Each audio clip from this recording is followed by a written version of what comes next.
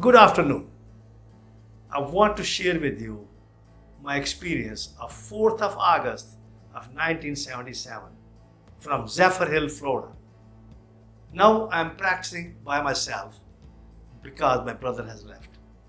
And it was August the 4th, close to about 2 o'clock. My father called me and he says, I cannot breathe.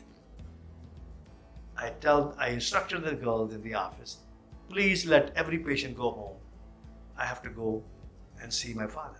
I went home. My father was lying on the bed, could not breathe. I have to give him what you call a diuretic latex IV, about 40 milligrams. After I gave that, about 20-30 minutes, he has to go to the bathroom. Now he is breathing. He can breathe very well. So it was about 4 o'clock. He can sit down and talk to me.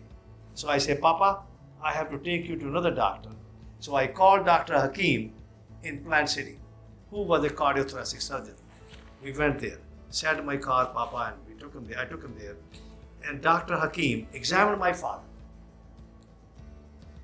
After talking to him a little bit about the history, shortness of breath, because he had a high blood pressure, and he listened to his cardiac sounds. And as he listened to the cardiac sound, he said, your father has aortic valve stenosis. He says, you should take him to Tampa General Hospital, where is a Dr. Vijay, who is also from India. And I took him there the next day, and Dr. Vijay took the history with the physical examination, and then he says, we have to admit him in the hospital. We admitted, and we did a cardiac catheterization. At that time, the machine was basically very simple. It was not a sophisticated machine which we have these days, and we are talking about 1977.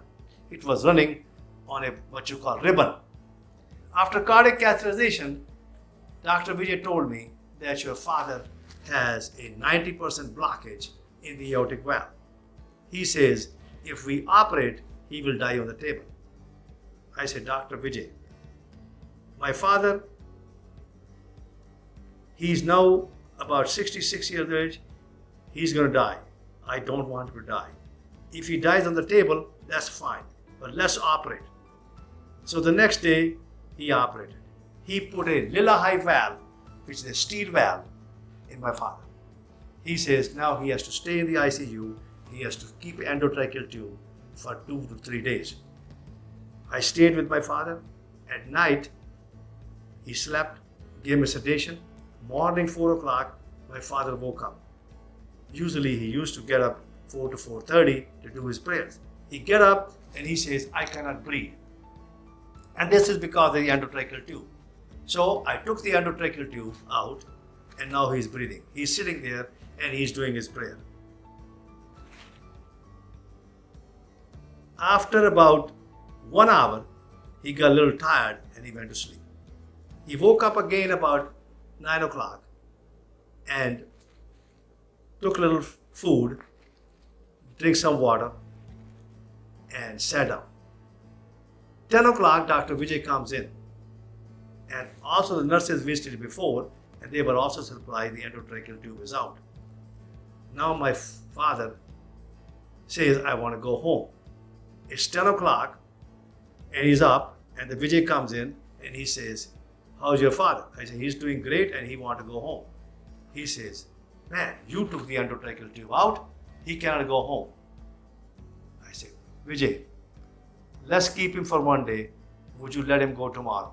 He agreed, and if my father came home the next day, and he was taking at that time 17 pills a day. And I'm now worried about my father because he was my guru. He was my hero because he gave me everything. Bless his heart. And I tell you, everybody should have that kind of father. In about a week, he's walking, he's happy, but he's still taking 17 pills a day. I'm looking for an answer. What should I do? And I'm reading in the book, find out where the meetings are, trying to find out so he can live long. Anyhow, he has to take blood thinner pill because of the Lilla-High valve, and along with the diuretics, and beta blockers and so on. As I said, he was taking 17 pills a day. And now I'm sitting today talking about my father of 1977.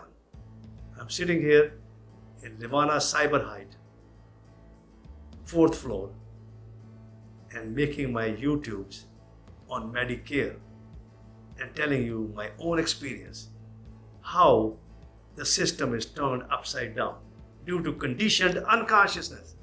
And I've just written a book called The Cancer Cure Naturally at Home. And this book, I request all of you to get the book from our website or from Amazon Kindle and read the book thoroughly, specifically the chapter called Awakening by the Master and Polarizing Therapy. Please follow the instructions and work with your health practitioner so you can get the best result. I also request you to go and visit our app called Jesus Nanak, which will teach you how to stay happy and healthy. My object is now to educate people so they can live their normal life, live a healthy life, and live as long as the nature has given them. But they have to change their lifestyle and they have to work with their health practitioner. Anyhow, I wish you all a happy day, healthy day. God bless. Namaste. Amen.